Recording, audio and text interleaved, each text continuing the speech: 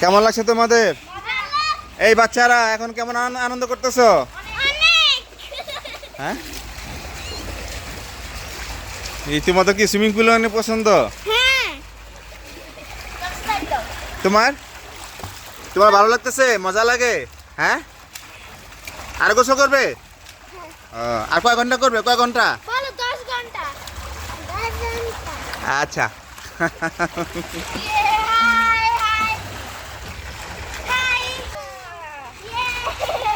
আবার আবার